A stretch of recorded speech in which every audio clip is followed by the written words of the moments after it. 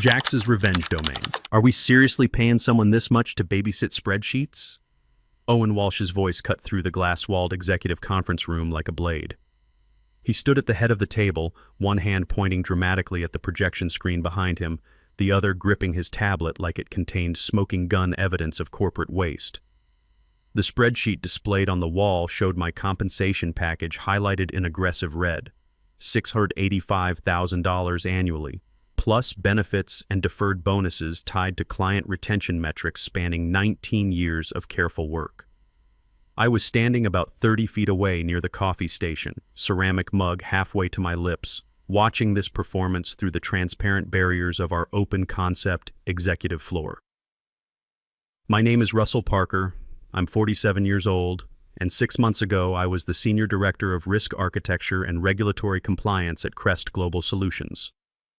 That morning, I was about to become something else entirely. Owen Walsh was 34. Owen. His LinkedIn profile showed off his Wharton MBA, a brief stint at McKinsey, and 3 years as a consultant who specialized in tearing apart organizations without ever building anything that lasted. He'd joined Crest exactly 7 weeks earlier, arriving with the kind of supreme confidence that comes from dismantling companies without understanding what made them work in the first place.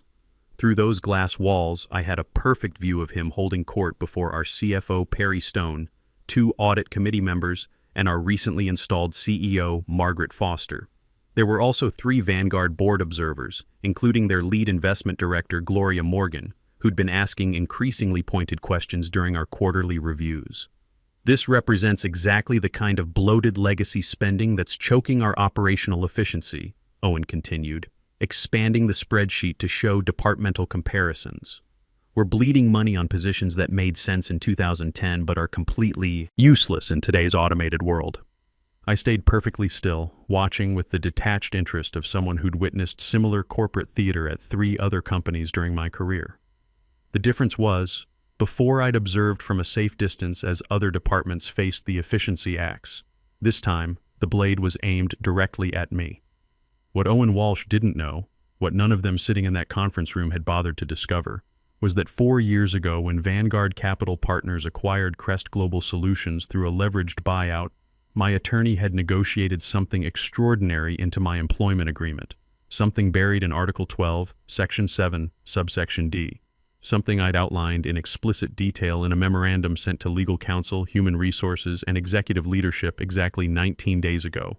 That memo had been acknowledged with a brief email from our general counsel, Keith Coleman. Received. Will review and follow up as needed. No. Follow-up ever materialized. HR filed it in whatever digital graveyard they used for documents they considered procedural noise. And now, watching Owen circle my compensation like a predator who'd spotted wounded prey, I understood we were about to discover precisely what happens when new management ignores institutional warnings.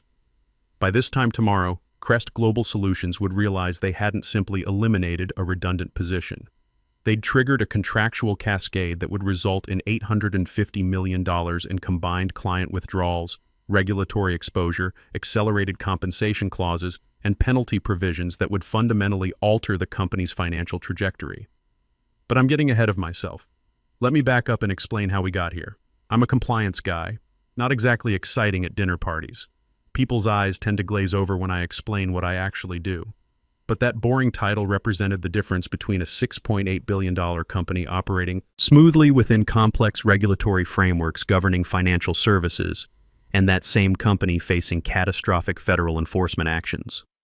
I've been married to Linda for 25 years. She's a retired high school math teacher who still volunteers at the local library twice a week. Our son Brian is a 22-year-old sophomore at Cornell studying applied mathematics. Between his tuition, our mortgage on a colonial house in Westchester County, and the comfortable middle-class life we'd built over 2.5 decades of dual professional incomes, my $685,000 annual package wasn't excessive. It was appropriate compensation for someone who'd built and maintained the invisible infrastructure keeping a multi-billion-dollar company compliant with 23 different regulatory bodies across federal, state, and international jurisdictions. I studied economics at Columbia, then earned my law degree from NYU while working full-time as a compliance analyst at a mid-sized investment bank. I spent 6 years at the Securities and Exchange Commission as a senior examiner in their enforcement division. developing expertise in the exact regulatory frameworks that keep financial services companies from imploding under federal scrutiny. My time in the Navy before college had taught me discipline and attention to detail, qualities that served me well in both law school and regulatory work. Crest recruited me away from a direct competitor in 2005, right when the post-Enron regulatory landscape was reshaping the entire industry, and companies were desperately seeking people who understood both the letter and spirit of the new enforcement environment. Over 19 years, I'd built relationships with regulators, designed compliance systems, and prevented the kind of violations that could destroy a company overnight. My work wasn't the kind that generated headlines or closed major deals. I didn't manage profit and loss statements or pitch new clients. Instead, I designed and maintained the complex compliance architecture that allowed everything else to function. SEC regulations, FINRA oversight, state banking commissioners, international data privacy frameworks, anti-money laundering protocols, consumer protection statutes. Each regulatory body with its own requirements, reporting schedules, examination protocols, and enforcement philosophies. I knew which specific examiner at which particular agency cared about which compliance markers. I understood which regulations carried serious enforcement teeth and which ones were essentially performative box-checking exercises. I knew how to structure our systems so that when regulatory auditors arrived for surprise examinations, every document they requested was already organized, cross-referenced, and defensible. That knowledge doesn't transfer easily. It can't be distilled into a training manual or uploaded to a knowledge management database. It exists in pattern recognition developed across 19 years of watching regulatory environments evolve, understanding how enforcement priorities shift with political administrations, and building relationships with the actual decision makers who determine whether your company faces a warning letter or a $50 million penalty. Crest's client base consisted of 63 institutional investors, collectively managing $1.2 trillion in assets. Pension funds, university endowments, sovereign wealth funds, insurance companies, mutual fund families. These weren't organizations that tolerated even the appearance of regulatory uncertainty. They purchased our analytic services and data platforms, but what they really bought was our compliance reputation. That reputation rested almost entirely on frameworks I'd designed, relationships I'd cultivated, and institutional knowledge I'd accumulated over nearly 2 decades. None of this registered as valuable to Owen Walsh when he arrived last October. Owen had been recruited directly by our new CEO, Margaret Foster, who joined 8 months earlier, following the Vanguard acquisition. Margaret came from a pure technology background. She'd spent 12 years at various Silicon Valley companies, most recently as COO of a cloud infrastructure provider that went public during the tech boom. She spoke fluently in the language of operational efficiency, scalable systems, and resource optimization. Her vocabulary included phrases like legacy cost structures and modernization initiatives, but notably lacked any deep understanding of regulatory complexity in financial services. Owen Walsh was her hand-picked hire, brought in to execute her vision for transforming what she repeatedly called our antiquated operational model into something more aligned with her previous tech industry experience. The problem was, financial services compliance isn't like optimizing server capacity or streamlining user interfaces. You can't simply upgrade to Compliance 2.0 and expect everything to work better. I first encountered Owen during an all-hands operations meeting in late October. He stood at the front of our largest conference room wearing an impeccably tailored charcoal suit, radiating the particular brand of confidence that comes from never having experienced significant professional failure. Behind him, a presentation deck was already loaded, the title slide promising operational excellence through strategic transformation. "I've dedicated my first 45 days to conducting a comprehensive operational audit," he announced, advancing to a slide showing various departmental expense ratios compared against what he termed industry optimization benchmarks. "What I've discovered represents significant opportunity for structural improvement and cost rationalization." He talked enthusiastically about automation, artificial intelligence-driven compliance monitoring, and eliminating what he called redundant human oversight in areas where technology solutions had matured sufficiently. His slides compared our compliance expenditures to carefully selected industry benchmarks, companies that had either faced substantial regulatory penalties in recent years or hadn't existed long enough to encounter serious enforcement scrutiny.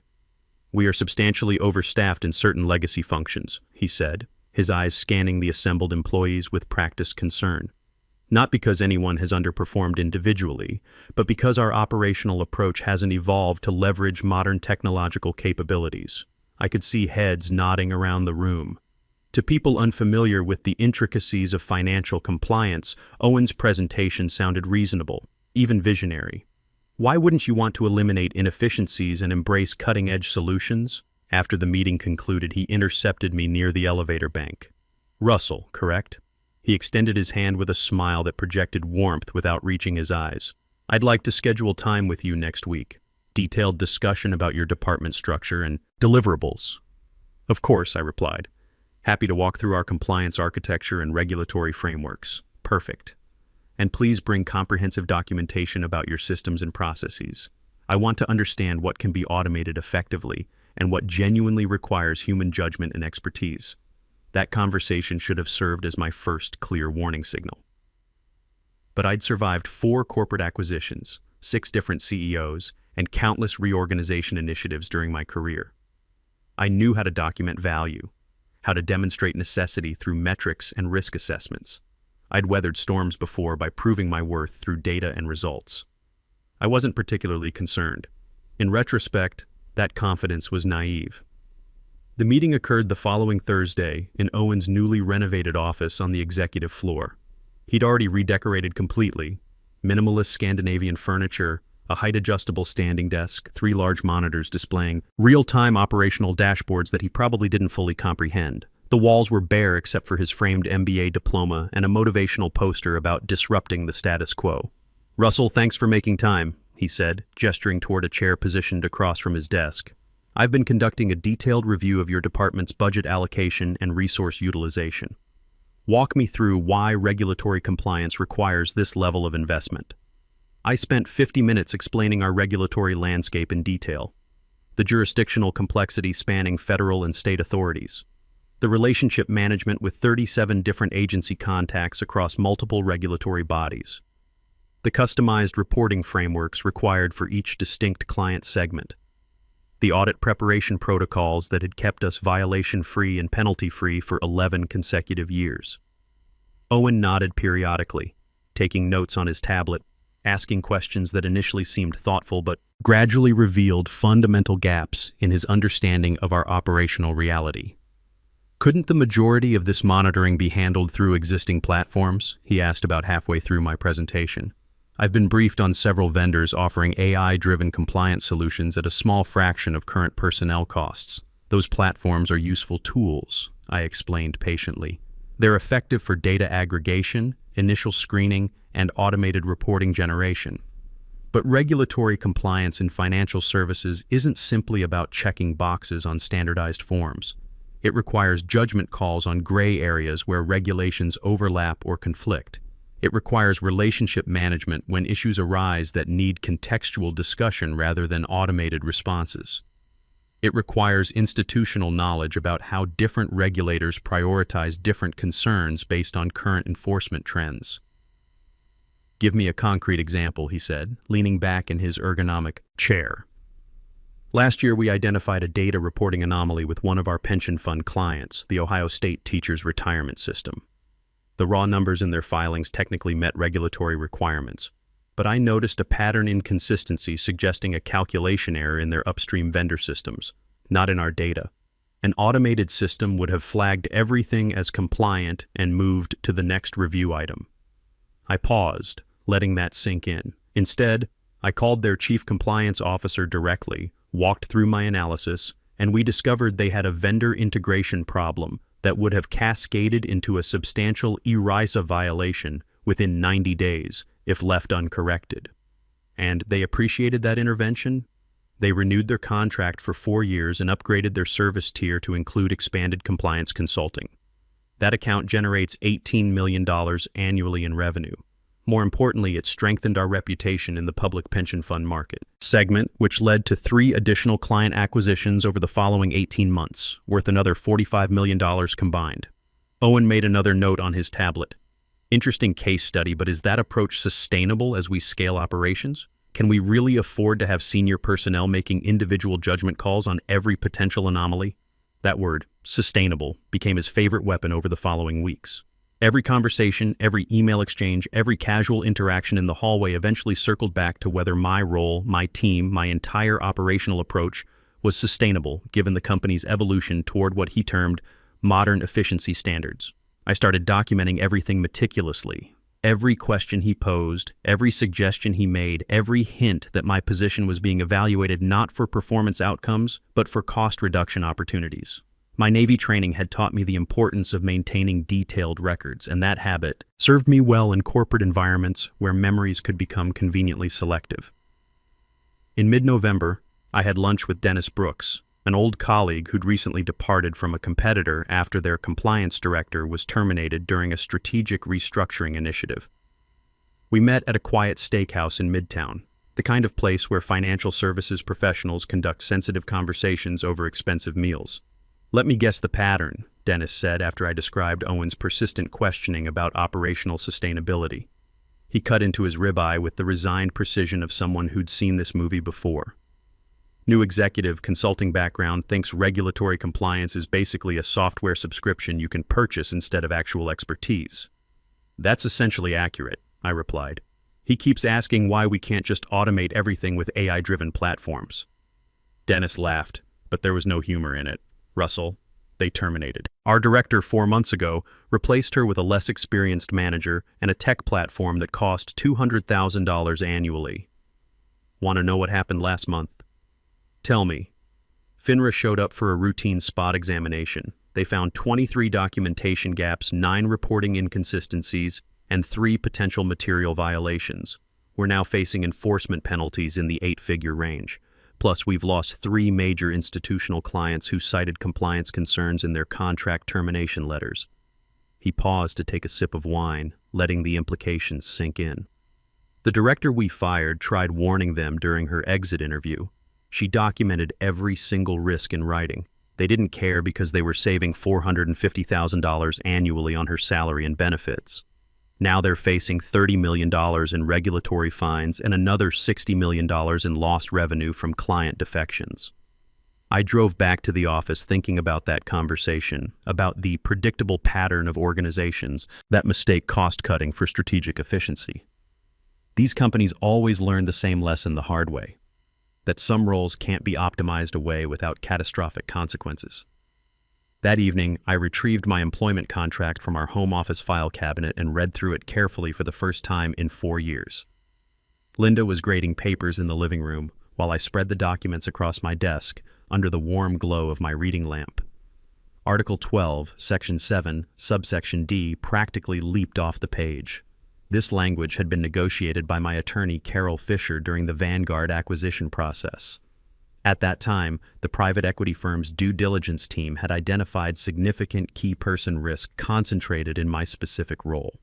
The contractual language was their protective mechanism, a way to ensure that if my institutional knowledge disappeared suddenly, there would be financial consequences substantial enough to discourage careless management decisions. The clause specified that if my position was eliminated or materially restructured without following specific protocols, including a 240-day transition period, formal board approval, documented risk mitigation plans, and client notification procedures, it would trigger automatic acceleration of all deferred compensation, unvested equity grants, and performance bonuses tied to client retention metrics accumulated over the life of my employment. More significantly, it included penalty provisions if my departure caused disruption to client contracts.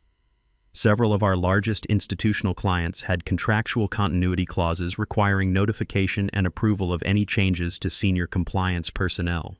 Those clauses weren't suggestions or preferences. They were contractual rights with termination provisions allowing clients to exit agreements without penalty if those requirements weren't satisfied.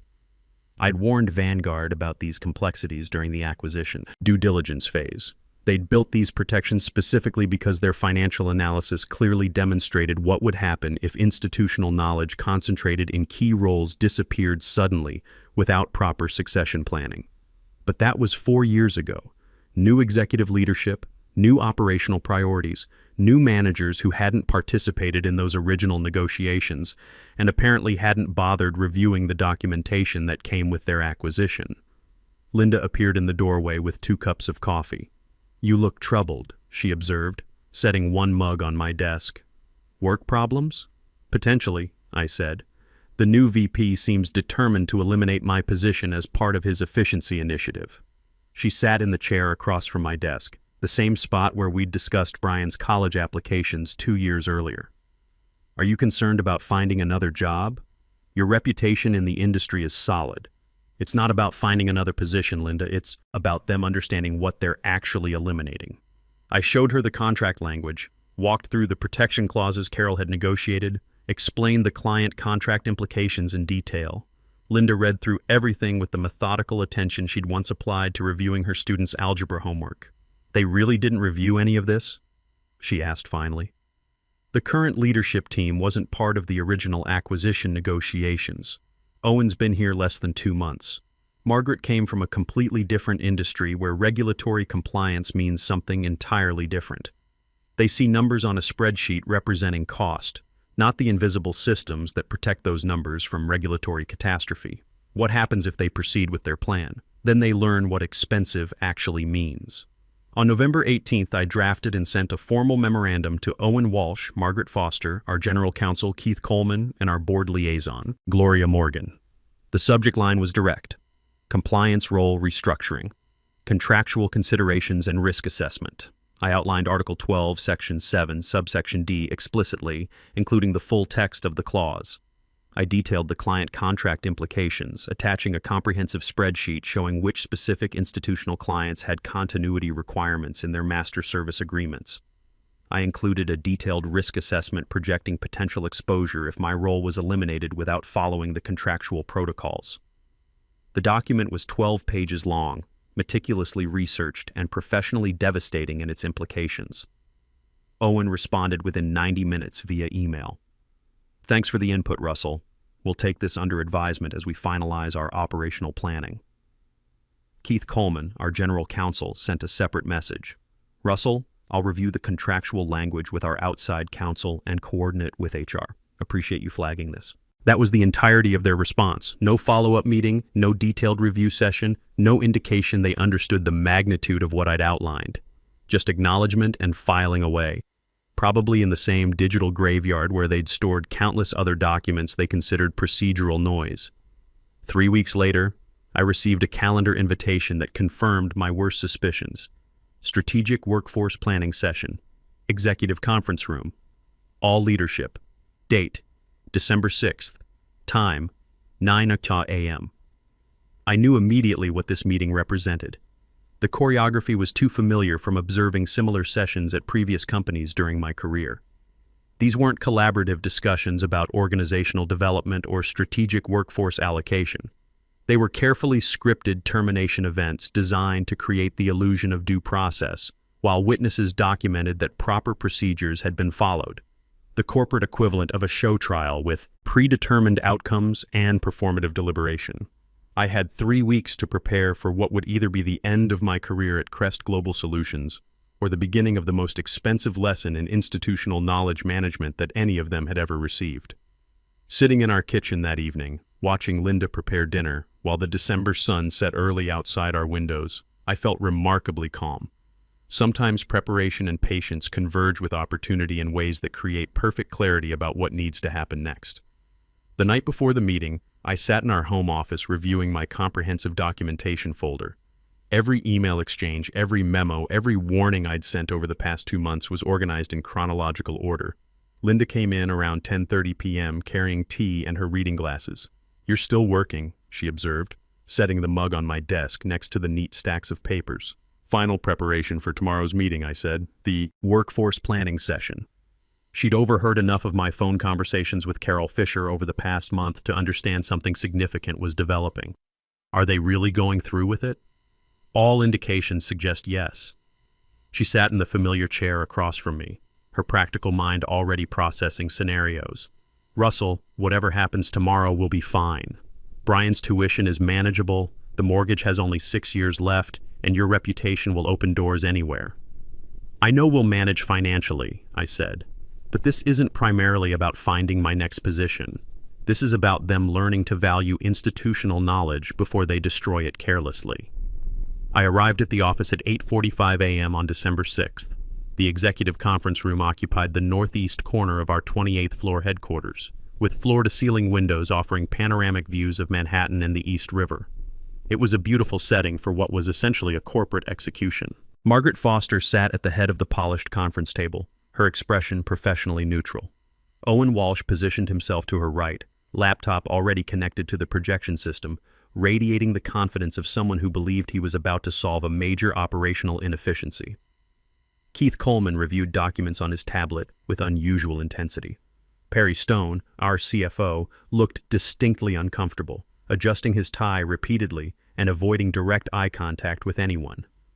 The three Vanguard board observers were also present, including Gloria Morgan, whose sharp financial mind had been asking increasingly pointed questions about operational risks during recent quarterly reviews.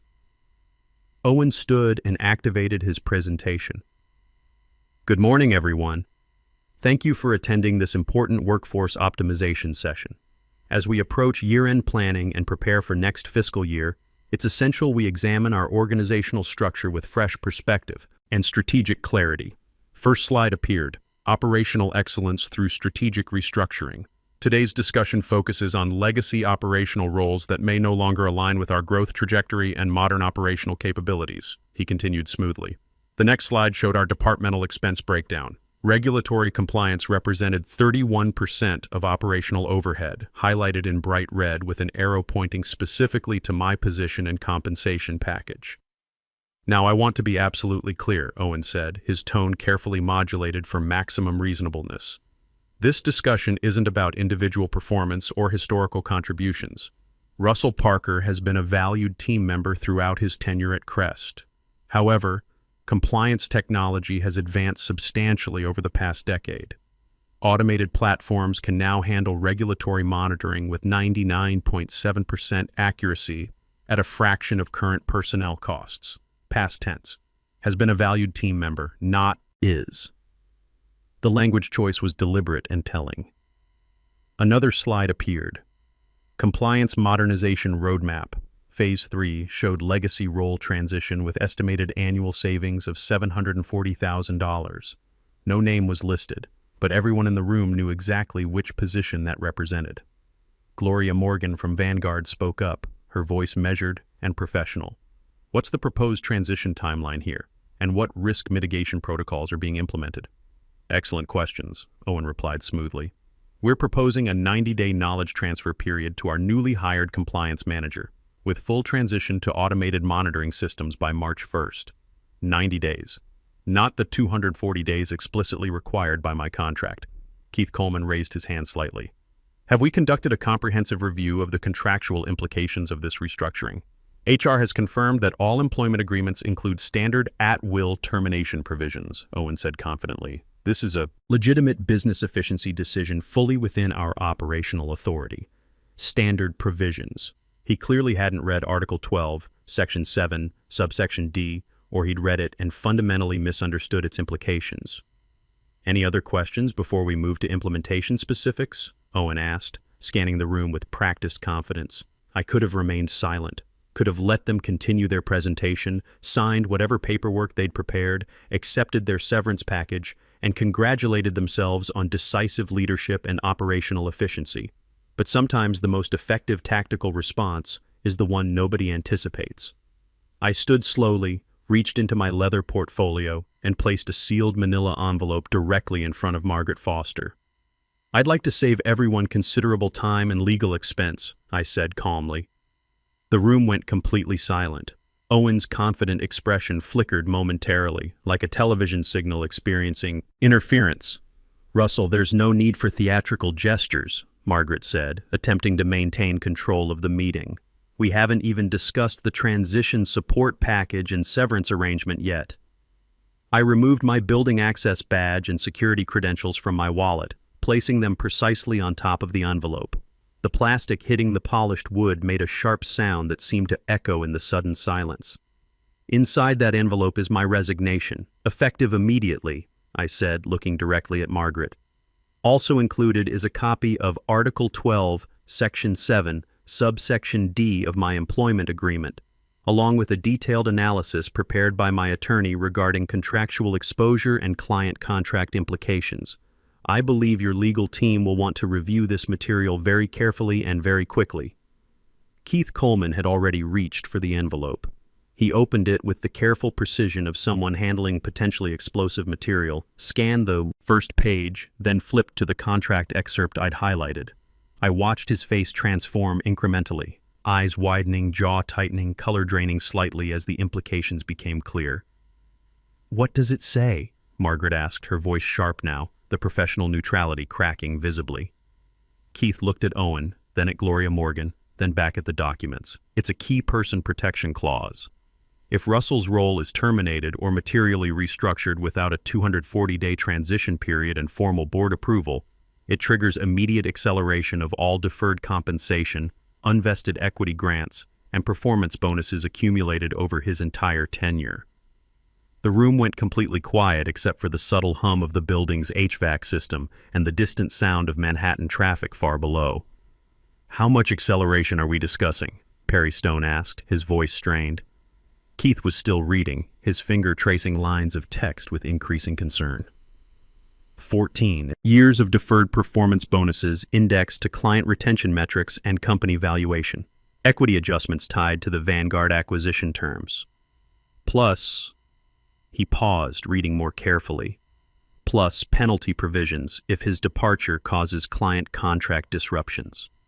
Several major institutional clients have termination rights if senior compliance personnel change without proper notification and approval. Owen had gone visibly pale. That wasn't included in the HR summary documentation. HR doesn't review executive protection clauses, Keith said quietly. Those are negotiated directly during acquisitions and maintained by legal counsel. They're not part of standard employment documentation. I pushed my chair back from the table with deliberate calm. "Thank you for the opportunity to contribute here over the past 19 years. I wish everyone stability and success in the coming months." As I walked toward the door, I heard Margaret's voice, tight and controlled now. "Keith, what's our total exposure here? Give me a preliminary number." I didn't wait for his answer. The door closed behind me with a soft click that felt remarkably final. By the time I reached the parking garage, my phone was already buzzing insistently. 6 missed calls from office numbers I recognized but chose not to answer. There's a specific window after a decision like this, too early for consequences to materialize, too late for prevention. I sat in my Lexus for several minutes, looking back at the glass and steel tower that housed 940 employees who had no idea what was about to unfold across the next several weeks. 3 days later, Lance Morrison from Vanguard called personally. "Russell, the board recognizes there were substantial failures in how this restructuring was handled. We'd like to resolve this efficiently."